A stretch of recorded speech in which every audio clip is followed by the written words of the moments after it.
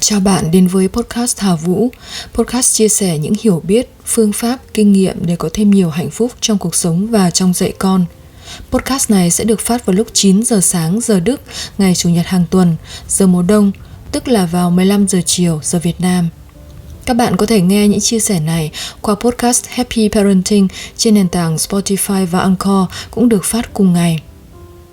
Như đã có lần chia sẻ, thì ngoài những chủ đề mà tôi dự định phát trên podcast Hà Vũ, tôi cũng rất muốn biết là có những đề tài gì đang được các bạn quan tâm. Và đề tài của số podcast này, làm sao để con tự giác học, là một trong những gợi ý mà có bạn đã comment trên Facebook của tôi, cũng như từ một số inbox mà tôi nhận được. Nếu như lúc con còn nhỏ, việc ăn, ngủ, chơi là mối quan tâm chính của chúng ta, thì từ khi con đến trường, việc học lại trở nên quan trọng hàng đầu. Đặc biệt là hầu như không có bậc cha mẹ nào mà lại không mong con mình tự giác học để mình phải mệt mỏi, rục rã hay stress vì con cả. Và nếu ai có con đang ở tuổi đi học, vẫn đang loay hoay chưa biết làm sao để con mình tự giác học, thì có thể hiểu rõ hơn ai hết việc con không tự giác học nó gây mệt mỏi, căng thẳng đến mức nào. Đây cũng là một trong những nguyên nhân dẫn đến xung đột trong gia đình giữa cha mẹ, con cái và cả giữa cha mẹ với nhau. Trong nhiều trường hợp thì việc học của con, dấu mốc con đến trường nhiều khi lại là khởi nguồn của những xung đột, những rạn nứt, là gánh nặng khiến cuộc sống gia đình bị ảnh hưởng.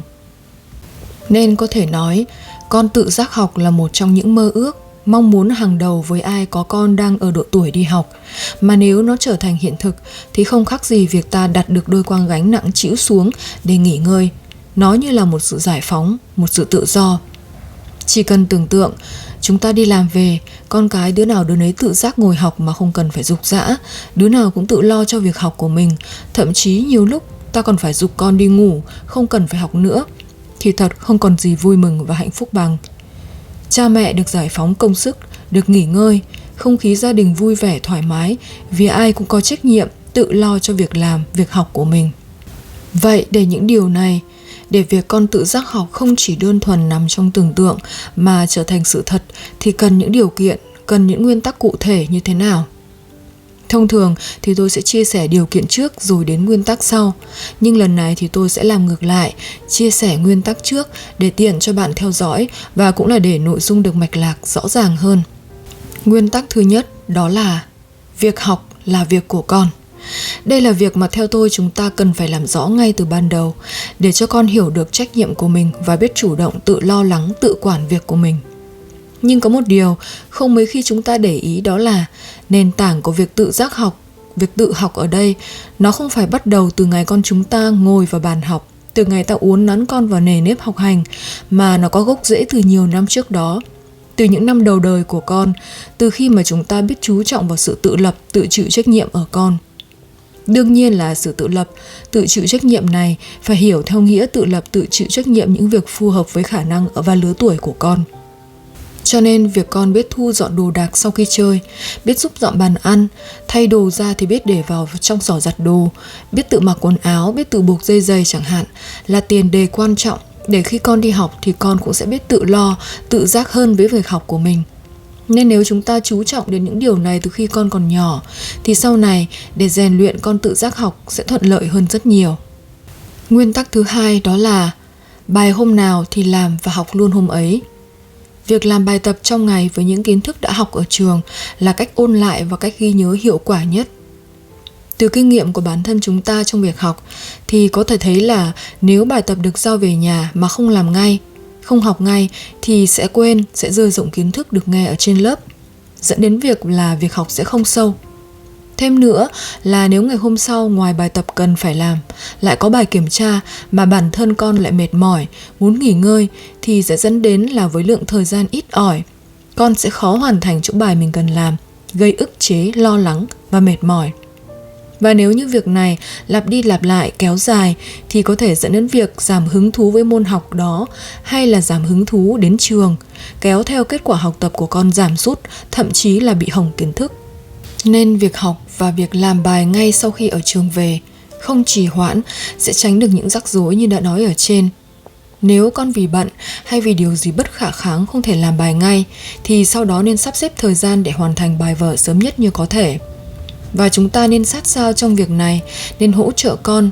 Nếu cần thiết thì nên có mặt, nên ở bên cạnh, thậm chí là ngồi cùng trong thời gian đầu khi con mới đi học. Nguyên tắc thứ 3 đó là học xong mới được đi chơi. Nhiều khi vì thương con, muốn cho con được giải lao, nghỉ ngơi cho thoải mái sau giờ học và tin vào lời hứa hẹn đi chơi về con sẽ học mà chúng ta tự mua thêm bực mình vào người. Bởi có khi con sẽ không giữ được lời hứa đi chơi về sẽ làm bài vì không còn hứng thú học, vì đã mệt nhoài, ăn tối xong thì buồn ngủ và không học hành được gì nữa. Và như thế có nghĩa là chúng ta trực tiếp tạo điều kiện cho con phá vỡ nguyên tắc ở trên, khiến cho bộ nguyên tắc đề ra bị chao đảo, lung lay. Còn nếu phá vỡ nguyên tắc mà kết quả không thay đổi, nghĩa là con sau đó vẫn học bài, làm bài bình thường mà không phát sinh vấn đề gì, thì đó là một điều rất tích cực, bởi con đã biết giữ lời, có trách nhiệm với việc học của mình.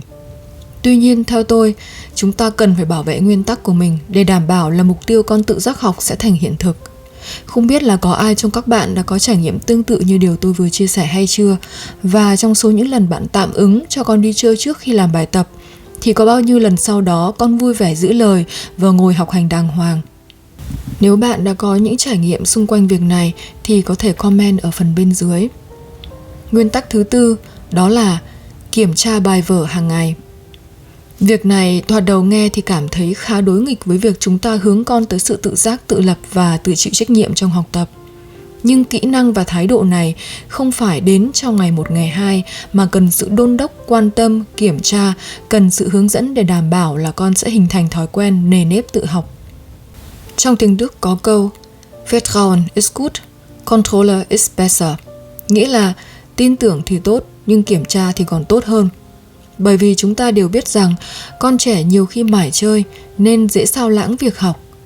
Cho nên trong thời gian đầu, việc xem bài vở của con là cần thiết để biết con đang học gì, con có hiểu bài không và kịp thời hỗ trợ con.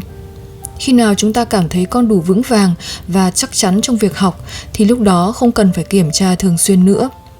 Cũng sẽ đến lúc mà có kiểm tra cũng như không, chỉ để cho vui. Khi con học đến những lớp cao hơn, kiến thức khó hơn, thậm chí là kiến thức mới chúng ta không hề biết. Như môn tiếng Latin mà con tôi đang học chẳng hạn là một ví dụ điển hình của việc này. Là môn không nằm trong sự hiểu biết của tôi, cho nên thành thực mà nói, có kiểm tra thì cũng như không. Việc thực hiện triệt để 4 nguyên tắc này trong những năm tháng đầu tiên từ khi con đến trường là những bước quan trọng để đảm bảo là sau này chúng ta không phải khổ sở chạy theo con, và con thì khổ sở loay hoay vì không học được cách tự lập, tự lo, tự chịu trách nhiệm cho việc học của mình.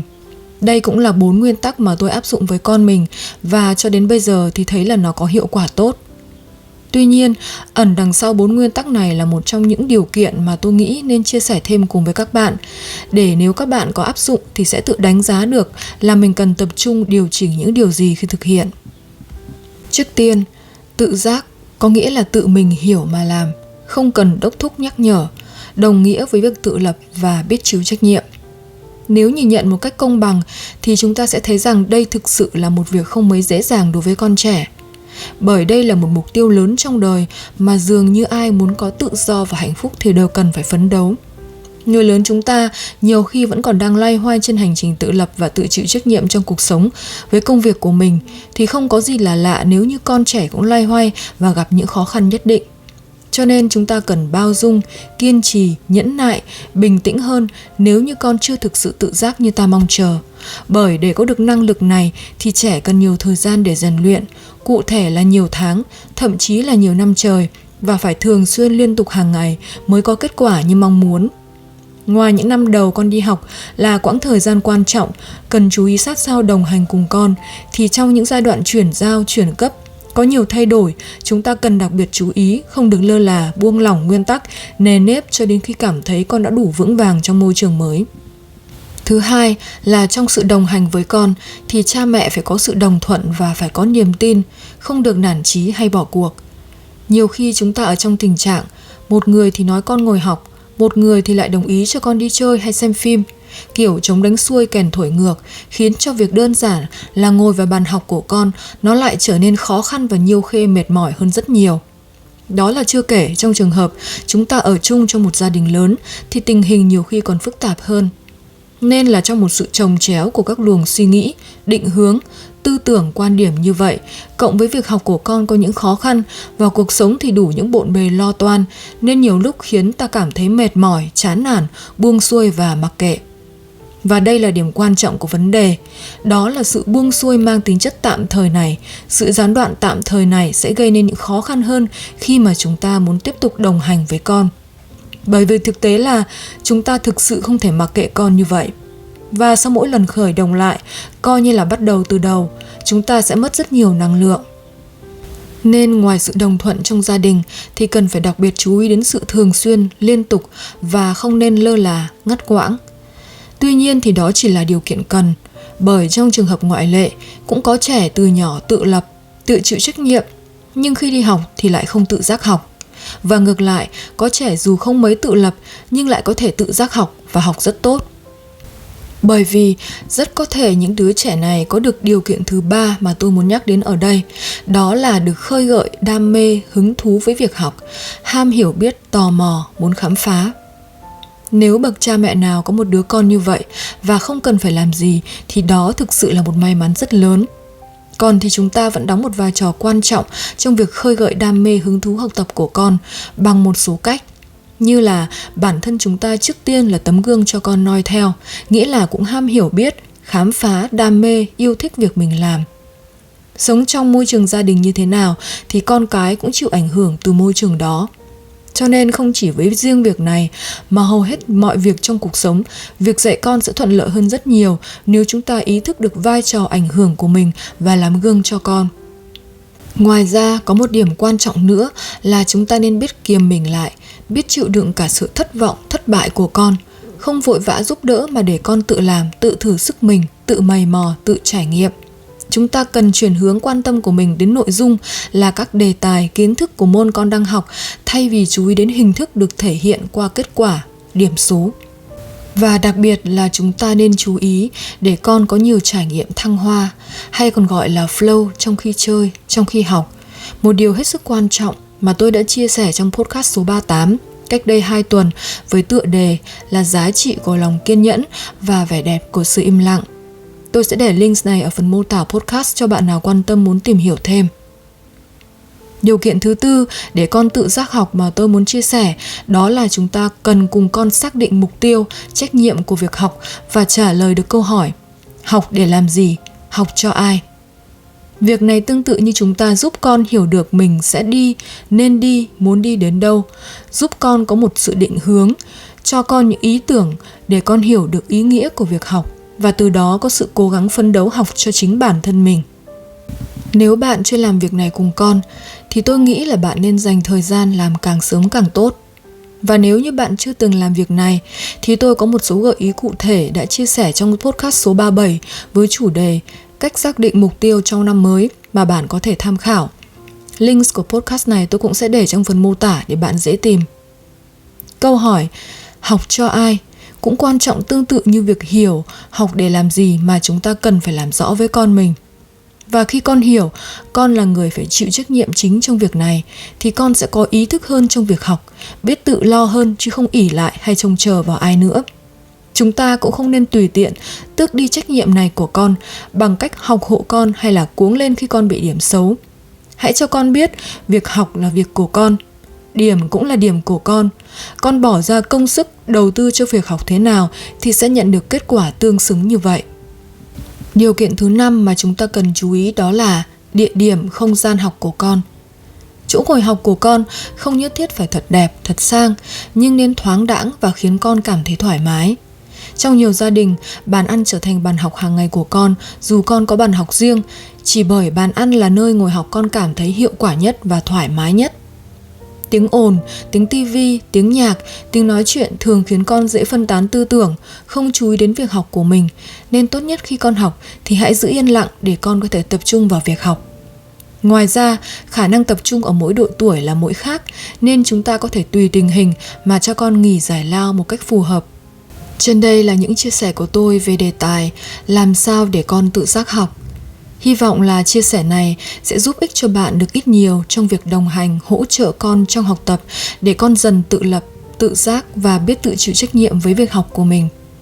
Nếu các bạn thấy nội dung này là hữu ích thì nhờ bạn chia sẻ lại nó cho người thân và bạn bè của mình để nhiều người biết đến podcast hơn nữa. Ngoài ra, tôi sẽ rất vui nếu như các bạn comment chia sẻ những cảm nghĩ của mình về nội dung podcast, like và bấm nút theo dõi kênh để cùng chung tay mở rộng cộng đồng cha mẹ Việt hiểu biết, hạnh phúc và thành công. Những comment, chia sẻ của các bạn có thể sẽ hữu ích và cần thiết cho ai đó đọc được và cho tôi thêm nhiều động lực để làm những podcast chất lượng hơn nữa. Cảm ơn các bạn đã có mặt ở đây và dành thời giờ quý báu lắng nghe những chia sẻ này. Chúc các bạn một ngày Chủ nhật hạnh phúc và bình an. Chào tạm biệt và hẹn gặp lại các bạn vào Chủ nhật tuần sau.